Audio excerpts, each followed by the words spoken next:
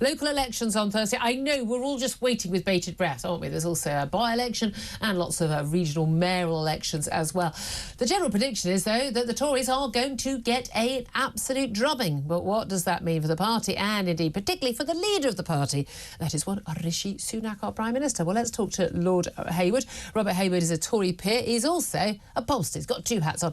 Good morning to you, Lord Hayward. Good morning. Thank you very much. Look, pollster hat on, no party allegiance. I know you could do that. How bad is it going to be for the Tories when it comes to local elections on Thursday and we get those results on Friday and Saturday? Oh, there's no question it is going to be bad for two reasons. One, because the Conservatives are actually some 20 points behind in the opinion polls. And secondly, because the places that are being contested on Thursday are actually places that were last contested at the time of the vaccine bounce, when the Conservatives did unexpectedly well. Right. And therefore, you've got these two things. This is 21, but these are some of the delayed elections from 2020. They went to 21. They were. Right, and that's the thing, because people don't forget, it's not necessarily, each different set of elections and local elections, they're fought, on the basis of what happened 4 years ago, aren't they, really? Yeah, yes, and it becomes confusing even for the analysts, let alone for the members of the public. Yeah, absolutely. Look, I'm always in this bind when it comes to these things, because we're still partially on the telly. If anyone says the name of a candidate, I've got to read out like 1,000 names. So we're going to avoid talking about names. There's some very high-profile people who are mayors of places like London and Manchester and Teesside and the like. And there's going to be a lot of focus on those results, as well as local election results as well. And, of course, the Blackpool South by-election as well. Are we likely to see similar patterns across the country, and whether it's a mayoral election or local councillors, or can there often be different results in the same area but in different votes? Well, in a note I did the other day, I described these as the most local elections I've ever seen. And sadly, I've seen quite a few over the years. But what's striking is that some individuals have established their own personal reputation, and that appears to be working for them. And therefore, it will be quite complex in terms of untangling each of the results, looking at it in terms of party terms. Yeah, and there are candidates, and we see this on both sides actually over the years. We had this when Jeremy Corbyn was in the Labour Party, where some candidates, although they're ostensibly a Labour candidate or a Tory candidate or a Lib Dem candidate, or whatever, where they kind of don't mention the party. They don't mention the leader of the party. It's just all about me. I'm popular, look at me. Funnily enough, that is the case, and there's no question that has happened a lot this time. If you look at some of the personalities involved, it's all about them, fill in the blank in terms of the name, rather than the party to which they belong. And we often try and extrapolate from whether it's a by-election. I mean, the Tories have lost an awful lot of those over the last few months, or whether it's local elections, what we can read into that for the next general election. And we know, if you look back at the by-elections and local elections ahead of the 97 general election, when Labour last won that, got into power after the Conservatives, they were just winning these things just absolutely by landslides. Are we expecting to see that again? And can we extrapolate from that, it's going to be a Labour government next time round?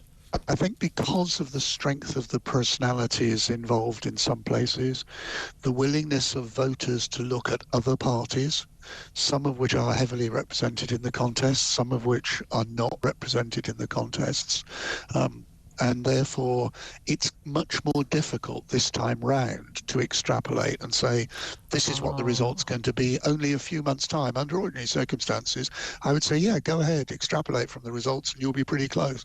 On this occasion, I think the chances are that actually there will be a lot of divergence. So there are some parties where they've not got many local council candidates, but they will be having more when it comes to the Westminster elections, so therefore you can't really say.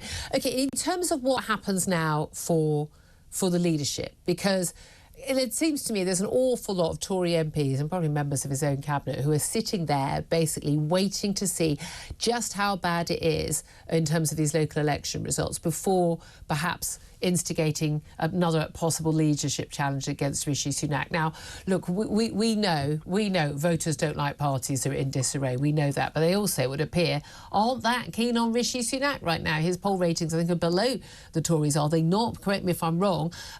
In which case, is there a possibility that a quick leadership election could make the difference for the Tories? Is it salvageable for the Tories, or would that actually just contribute to the idea of chaos of, you know, we get another new Tory leader every few months?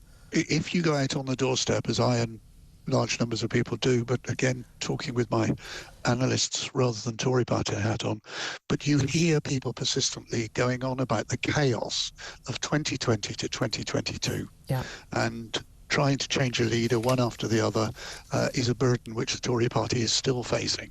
The nation and the whole of Western Europe would consider us to be lunatics. And I say us, I mean Britain. If there was another attempt to change another prime minister. Hold on a minute. Let me finish. In Italy, they change their prime ministers every year. Very few places change their prime ministers every year. But let me finish. You said that there were a lot of MPs. There aren't. Right. There is a vocal minority, and you and I know that. They want to change. The overwhelming majority of Conservative MPs recognise what I just said, that if the Tory party attempts to change its leader yet again, it will be in the abyss in public perception in this country and in other countries. They need to recognise the position that has been recognised by the vast majority of Tory MPs. Yeah, that's very interesting. Well, we shall wait and see what happens. It may be a busy weekend for the Prime Minister. It may not. We shall see. I just like the way it's always spun. They always manage to find one result. Whichever party it is that's losing, there's always one result. They can go, no, but look at this result. That's the good one. We'll focus on that one. Thank you very much, as always, for joining us. Lord Hayward there. He's a Tory peer and pollster. Quick word from Tom Slater from editor of Spiked Online. I mean, do you think we'll be able to read too much of this? Are you expecting it will be an absolute drubbing, as Lord Hayward says? Surely that is what is on the cards. I'd be very surprised if anything they've done would manage to stem the losses. It's almost like their expectation management is almost done for them because of how dreadfully everyone expects them to do. Maybe they'll even surpass those expectations. But, I mean, we all know the writing's been on the wall for a long time now. This is a government on its way out. They're only really having a discussion about who can maybe stem the tide. Stem the tide a bit. You know, maybe keep a few more seats so there's a few more MPs. That's your best bet, yeah, which is very different, isn't it, from actually trying to win. Or they claim that, but I don't think anyone seriously thinks that. Anyway, thank you very much, Tom Slater, editor of Spiked Online.